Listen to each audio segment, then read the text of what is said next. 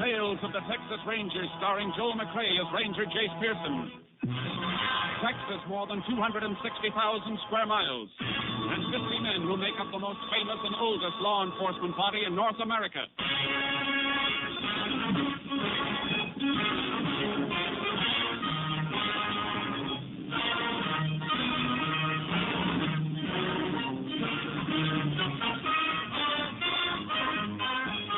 Now, from the files of the Texas Rangers come these stories based on fact. Only names, dates, and places are fictitious for obvious reasons.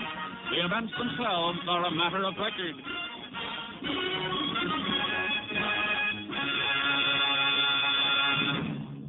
Case for tonight, Sweet Revenge.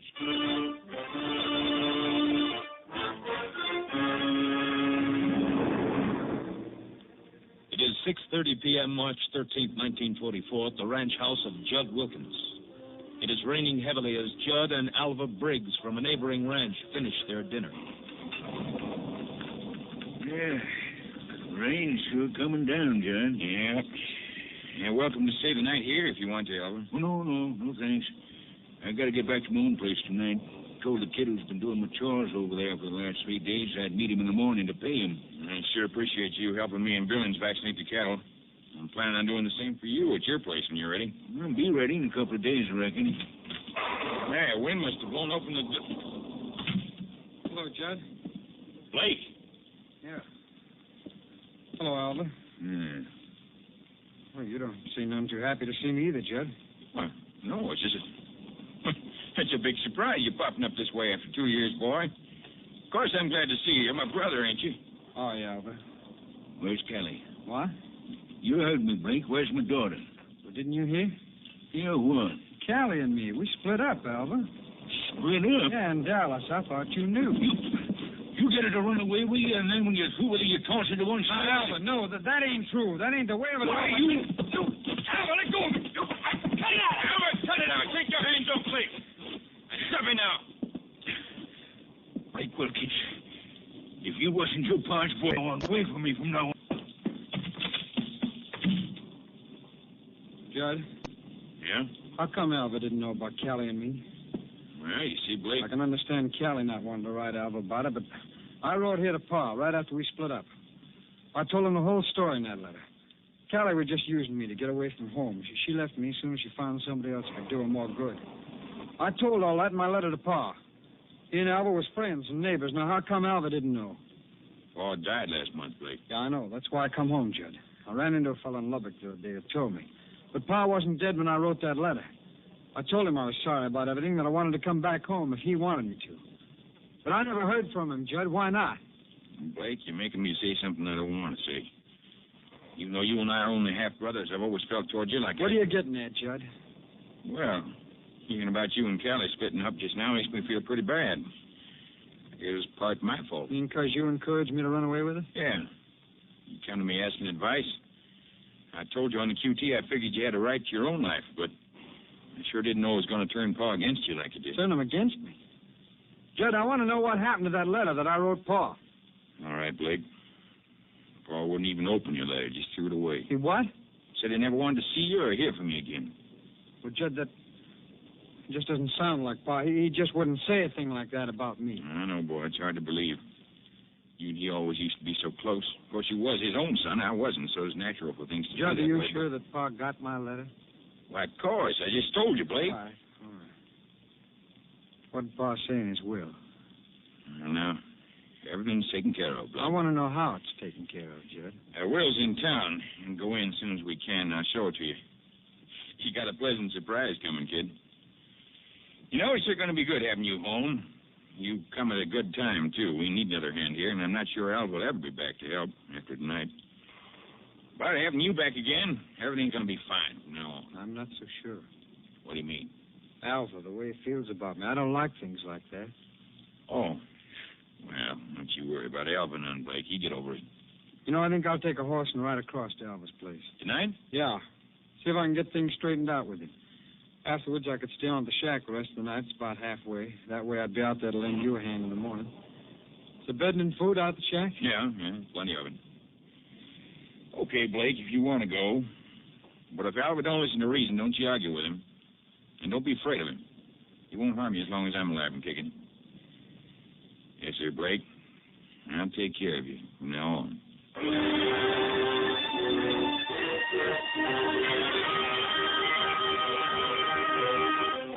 The next morning, Tom Billings, a ranch hand, rode out to the isolated shack on the Wilkins ranch. He discovered the dead body of Blake Wilkins lying in front of the open doorway. Sheriff Hedges was immediately notified and requested help from the Texas Rangers. Ranger Jace Pearson was assigned to the case. Morning, Jace. Howdy, Sheriff. Whoa, Charcoal. Any trouble getting out here? No, pretty heavy going, though. Must have been some rain last night. Good thing you didn't try to come out in your car. You'd have been hub deep in mud halfway. Yeah, that's what I figured. I've already talked to the half-brother, Judd, back at the ranch house. He's pretty broken up. But I figured you'd want to look at the scene of the shooting before you did any questioning. Yeah. You find anything, Sheriff? Yeah, a couple of things. They left the body right where it was, though. Medical examiner's on his way out. Whose horse is that in the corral? I figure it's the one Blake Wilkins rode out here last night. Followed the tracks out here, just one set of them. Any footprints around? Well, couldn't see any. A lot of gravel and rocks around. Yeah. Okay, let's take a look at the body. Lying in front of the open door. Bullet ended over the right eye. The rain must have washed some of the blood away. Bullet came out the back of the head, higher up. That means it was traveling in an upward angle. Yeah, that's right, Jace. Went clear through him and then carried through the shack. Come on inside, I'll show you. You got the bullet here in my pocket. We found it out back. Here it is. What's left of it? Smashed up. I'm afraid it won't help us any. You take a look at the roof, Jace. Back wall over that shelf of provisions. Yeah. That's the bullet hole, all right. Let's go back outside. I'd say Blake was just about your height, Sheriff. Looks like. I want you to stand here beside the body and hold your hand out of the level of your forehead. My forehead? Yeah. That'll represent the approximate height of the bullet when it hit Blake. Yeah, that's it. What are you backing up for, Jace? I'm sightlong your hand on the bullet hole in the roof. I get it. You're trying to figure out where that shot was fired from. Yeah. And it's leading me straight to this old watering trough. Okay, Sheriff. You can take your hand down. You figure the killer was hiding behind the watering trough when he shot Blake? Behind it or in it. Bottom of the trough's split. It doesn't hold any water. Don't see any footprints around. Whoever it was could have walked on this gravel and rocks over to that gully there. And there's water in the bottom of the gully. Well, however he did it, he sure covered his tracks. Guess Blake must have heard a noise outside the shack, come outside, and got shot. Yeah. But I'm wondering what Blake was doing out here at this shack in the first place. Search me. Didn't even know Blake had come home when I got the report of the shooting this morning. About 2 years ago, he and Callie Briggs from the next ranch over ran off to get married. According to Judd, Blake returned home just last night. And made a beeline out to this shack in the rain? Does seem a little peculiar. Come on, let's ride back to the ranch house and see if Blake's half-brother can throw any light on the matter.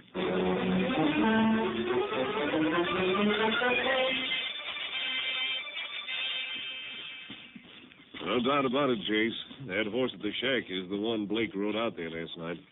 His back tracked the hoof marks all the way here to the ranch house. Yeah, just one set of prints, all right.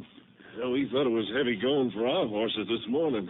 Must have been a lot worse last night from the way those hoof marks of Blake sank down in the mud. Yeah, I noticed that.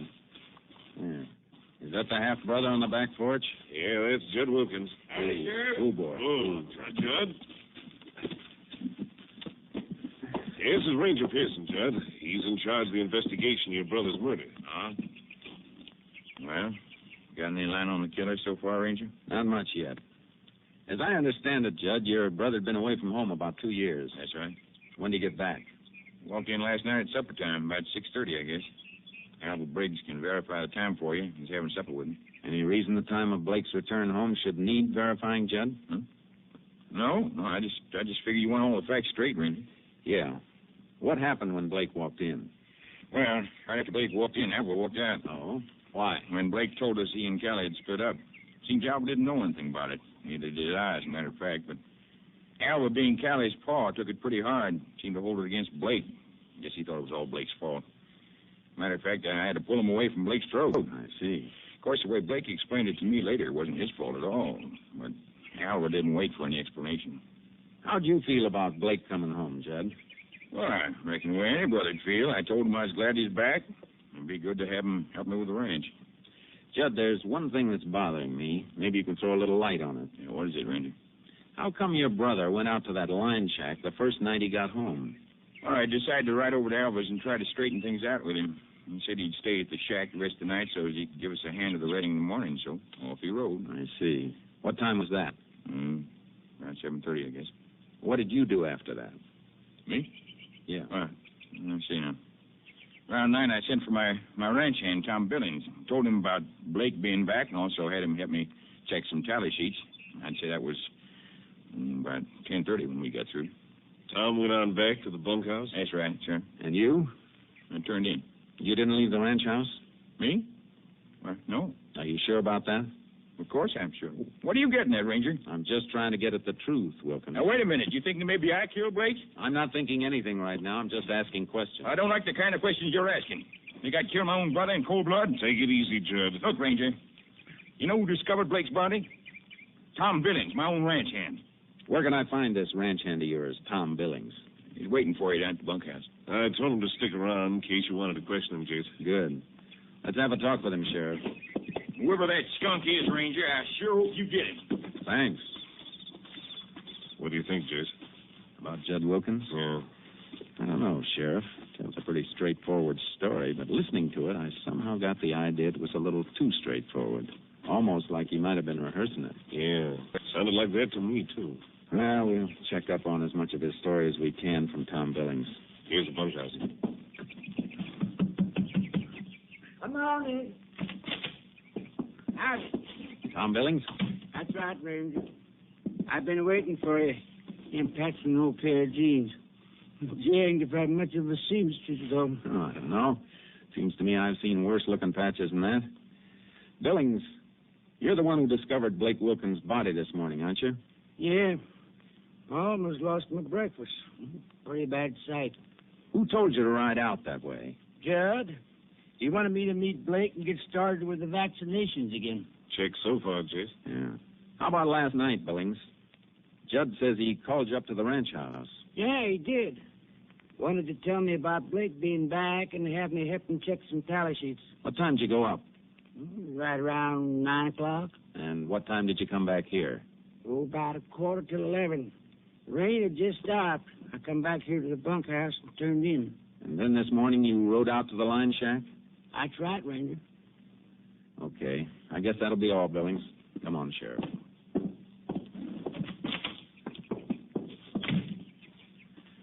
Well, one thing's sure, Jace. Judd's time last night is accounted for from 9 till about 11:15. Yeah. Of course, we don't know how much that means until they've completed the autopsy and can tell us the time of death. Yeah. You know, there's another angle to this case you could probably stand looking into. What you're going to say, Sheriff? Alva Briggs. Yeah. According to Judd, Alva was pretty mad at Blake last night when he found out Blake and Callie had split up. We're going to look into that angle right now, Sheriff. Let's take a run over to the Briggs Ranch and have a talk with Alva. See if we can find out just how mad he was at Blake Wilkins.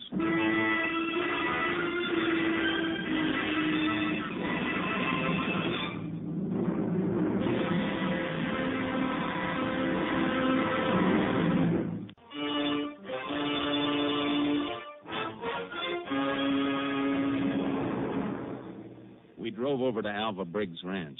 We could see from a distance that his car wasn't in the shed. Then as we got closer, we noticed a kid sitting on the front porch.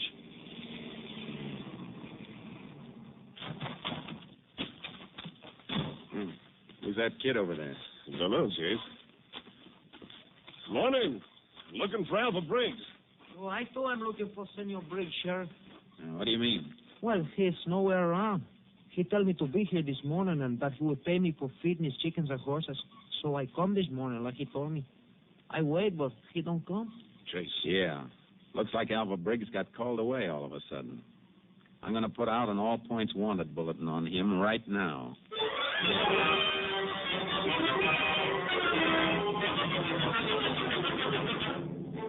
Checking in town, I learned that Alva Briggs had caught the Dallas bus that morning. And notified Company B. 4 hours later, Briggs was picked up at the Continental Trailways Depot in Dallas by Ranger C.B. Wade, who brought him back to Sheriff Hedges' office. After a brief talk with Ranger Wade out in the hall, I came back into the room. I'd like to know the meaning of this, Ranger. We'd like to know why you suddenly decided to take a trip, Mr. Briggs. I reckon that's my business. You're wrong about that. It's our business, too. The way it looks right now, you get mad at Blake Wilkins, he turns up dead, and you leave town. But I didn't even know about Blake being killed till that other ranger picked me up getting off the bus in Dallas. I still want to know why you took off from your ranch this morning. All right. Last night, Blake told me he and my daughter Callie had split up in Dallas. It come as a bad shock. So this morning, I decided to head for Dallas, see if I could locate Callie and find out what happened. Get her to come back home with me if she would. I see. You left the Wilkins Ranch about 6:30 last night. That's right. Where'd you go? Home. You stay home the rest of the night? Yeah. Any way of proving that, Alva? I guess not. I live alone. Ranger, I didn't kill Blake Wilkins, and sure, I felt like it for a second or two when he told me about him and Kelly, but thinking about it later, I got over it. Guess when a couple splits up, it ain't ever completely one person's fault. I didn't kill him. If you didn't, you'll want to cooperate then. Cooperate? I'm asking you to postpone your trip to Dallas. I want you to keep yourself real handy until this investigation's wound up. All right, Ranger. You'll find me at the ranch. He's got out of last night, Jace. No, he hasn't. There are a couple of things that make me doubt that he killed Blake. What are they? If he did kill Blake, why'd he wait till this morning to take off from his ranch? Well... Another thing. Alva walked out of the Wilkins ranch house right after Blake arrived. How'd he know Blake was going to be out at the shack? Why, Blake told Judd he was going to ride over and talk to Alva. Maybe that's how Alva found out. But we know Blake never got as far as Alva's place. Those horse tracks led right to the shack and stopped there. See, that's right. Do you think Judd was lying to us, trying to make it look bad for Alva? I don't know. Then there's the matter of motive. You find out, like Alva did, that your daughter split up with a guy and you think it's his fault. You might knock a few teeth loose over it, but as for killing him on account of it, I don't know. Well, speaking of motive, how about Judd? That's just what I'm going to follow up next, Sheriff. See if I can find a motive for Judd Wilkins to kill his half-brother.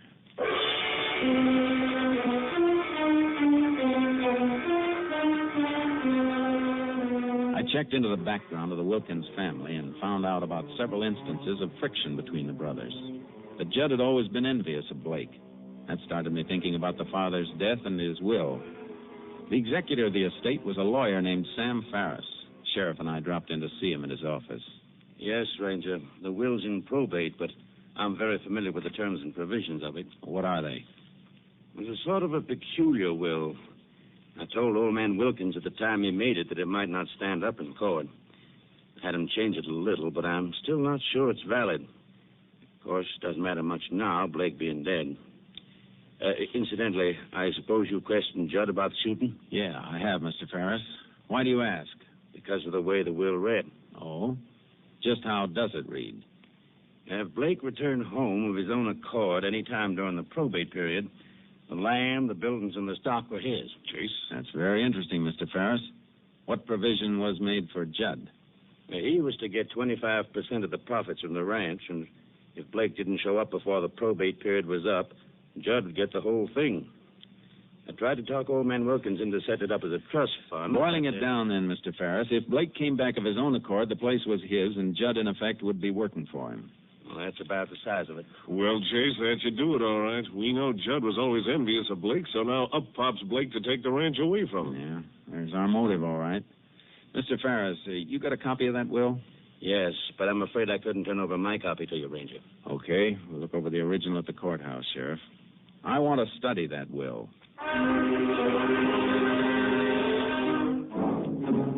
We went through the will with a fine-tooth comb. When we returned to the sheriff's office, the autopsy report was lying on his desk. What's it say, Chase? We were all set to arrest Judd Wilkins, weren't we? Still are all set, far as I'm concerned. Why? Looks like there's not going to be an arrest. What are you talking about? We just found out Judd Wilkins had plenty of motive for killing Blake. Sheriff, all the motive in the world doesn't do us any good when the facts are against us. You still can't be in two places at once. I don't follow you, Chase. Look, Tom Billings told us he was with Judd at the ranch house the night of the shooting, from about 9 until 11:15. That's right. Wait a minute. You mean that autopsy report? Blake Wilkins was killed at a shack 6 miles from the ranch house. And according to this report, the time of death was somewhere between 9 and 9:30. Well, Jace, there goes our case against Judd, then. Right off the smoke.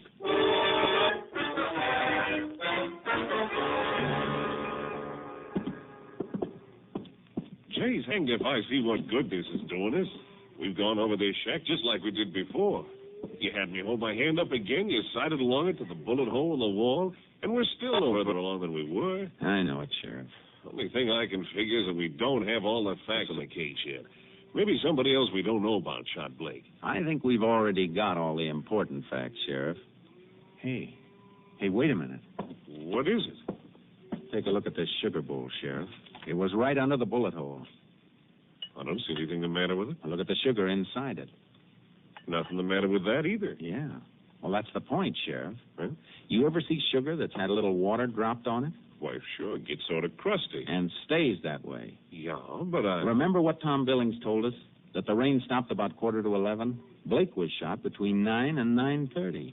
That's right, over an hour before it stopped. Jace. Yeah. A bullet hole over the sugar bowl would have let a few drops of rain on the sugar. But the sugar's dry. And there aren't any water stains on the shelf either. That means that bullet hole in the roof wasn't made until after it stopped raining.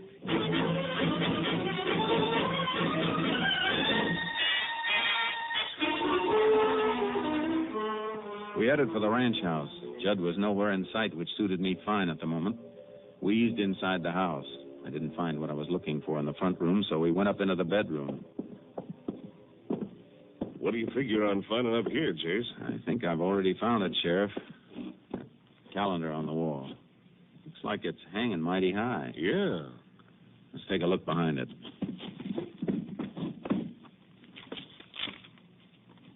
A bullet hole in the wall? Yeah. I got my knife here. I'll dig around it. Yeah, it's in here, all right. Yeah. Here you are, Sheriff. A slug. Well, I'll be. You see? That's where Judd got the idea. He was probably standing on the stairs and shot and killed Blake right here in this room. Then he noticed that the bullet went clear through into this wall. That's why he fired a bullet through the rear of the shack, to make it look like Blake had been killed out there. You mean all the time Tom Billings was downstairs with Judd that night, Blake's body was lying right up here in the bedroom? That's just what I mean. Judd must have shot Blake around 9 o'clock, then called Billings over to the house right afterward as a cover. Then after Billings left at 11:15, Judd cleaned up the room and took the body out to the shack on horseback. I heard the door close. Nobody down there in the living room. Come on, Sheriff. Reckon Judd could have come in without us hearing him? Maybe. Take a look in the kitchen. Yeah, the kitchen's empty, too. Let's look out the back door. There he is, Jace, running for the car shed. Come on. Judd! Hold it! Stop where you are! He ducked around the corner of the car shed. Corral's back there.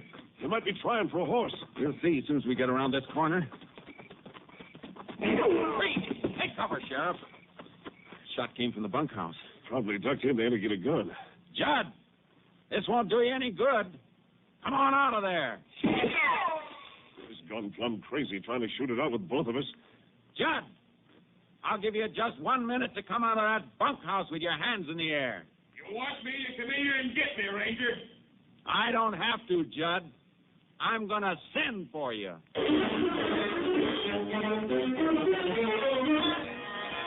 I circled around the ranch house in my car in front, got something out of it, and called back to the sheriff.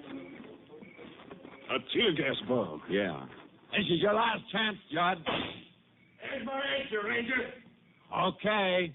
Here's mine. Hey! Come on, Sheriff. Let's ease up closer. You'll be coming out of that door any minute now. Jigga. Ranger, you... I'll take this side of the door, Sheriff. You take the other. I can't see. I can't see. I'll take that gun. Are you? Good. Oh, my eyes. Yeah, they'll clear up. You're under arrest, Judd. All right. You had a pretty neat scheme figured out, Judd. you got tripped up by a little bowl of sugar. Sugar? Yeah. I'll bet you'll hate that word sugar for the rest of your life. You know, Sheriff, I got a strong hunch that isn't going to be very long.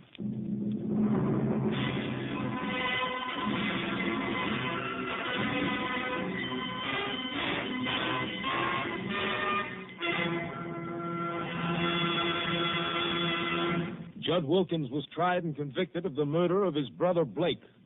On the morning of June 16, 1945, in the state penitentiary at Huntsville, he was executed in the electric chair.